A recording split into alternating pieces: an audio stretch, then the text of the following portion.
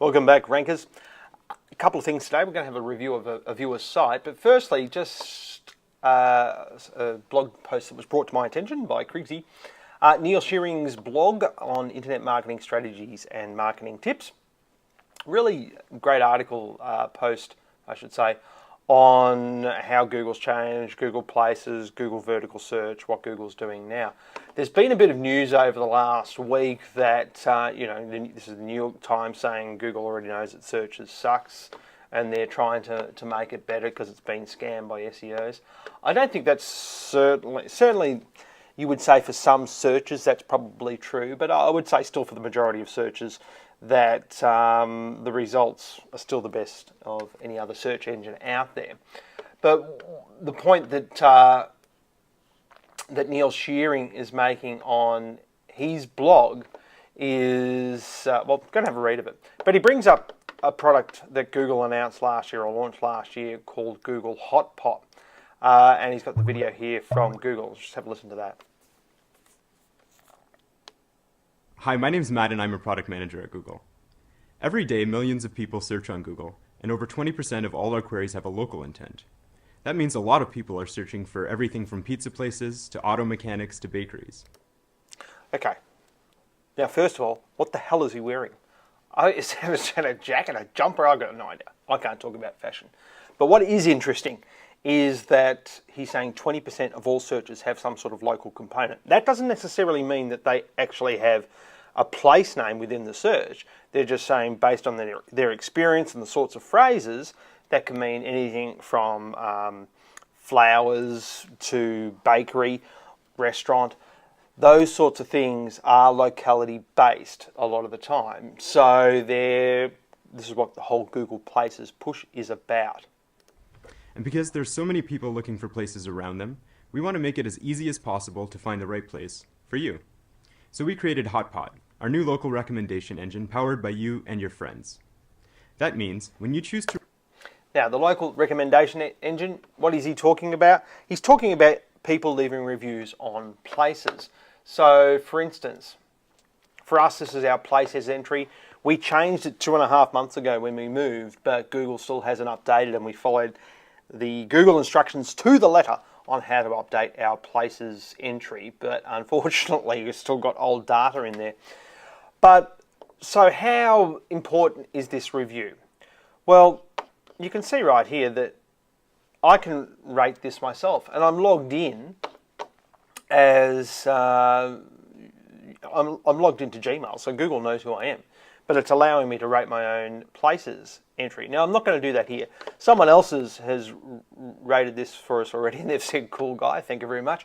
If you would like to put a rating against our Google Places, just, I think all you have to do is type in Stuart Media and you'll find the Google Places entry, or SEO Melbourne, you'll find our Google Places entry. And then you'll have other helpful stuff like all your competitors in related searches, which is really good. So why on earth are you would a business owner encourage people to go to places to give you a recommendation if what you're doing is actually exposing them to all businesses in the same industry? Google also says you can actually go and use the Google hotspot, google.com/hotpot, I should say, not hotspot. And you can type in an entry here, and let's just type in restaurants. Well, let's just type in Indian. See if it knows that I want an Indian restaurant.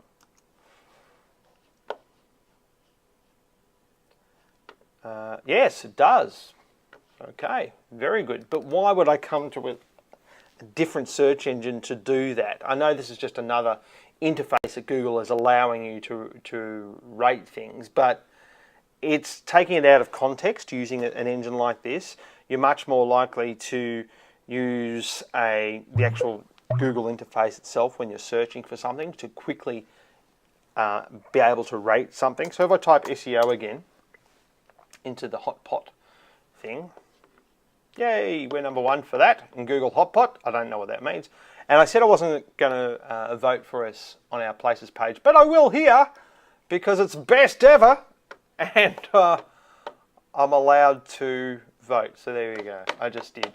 So to a large extent, places can still be scammed. It can still be, I mean, that's not a really complex way to get more votes, but I mean, it's very easy to get lots of recommendations. So if you want to do that sort of thing, it's very easy to do. Just get all your friends and family to go and say, please say I'm nice. A bit like what people do on Facebook, I guess, except it's more transparent on Facebook because you can actually see who the people are who are voting for this and see there's a vested interest. Google Hotpot, not so much. So this is this whole mashup of Google Places, recommendations, trying to get more interaction socially with the search engine. They tried it previously, I guess, to some extent with Google Social Search, but that's gone. We've got real time still, and we've got discussions. But we used to have a thing in here called Social Search, which would show you what people within your social circle thought of a particular search query, but it didn't really work with search. As I've always said, search is very different to social media. Search is about discovery, and typically search will bring things back into a social media community, and that's how a community will grow a lot of the time. One of the elements to help a community grow is search and people discovering things and bringing stuff back. Okay, quick, and I say quick because this guy's pretty good SEO. This is Bruce Bromley. Bruce has been taking my advice for about 3 years now, 3 or 4 years. And he's bloody good at SEO. And I think he's just showing off here, saying, hi Jim, could I please have a review of my site? So we're going to have a look at his site. Okay, he's got his pipes up here, he's got his phrases and his page title all nicely separated out, very nice and clean. This here is a H1, so obviously evacuation chairs is his main phrase that he wants to rank for. And then he's got some, oh no, he hasn't got these linked yet, but I'm sure at some point he will link these phrases down here.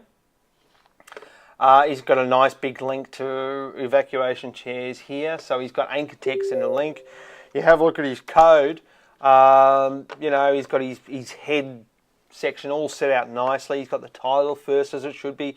He's got keywords next. Then he's got a nice description with his main phrase at the start of the description tag, even though Matt Cutts of SEO says Google doesn't count the description. Don't believe the hype.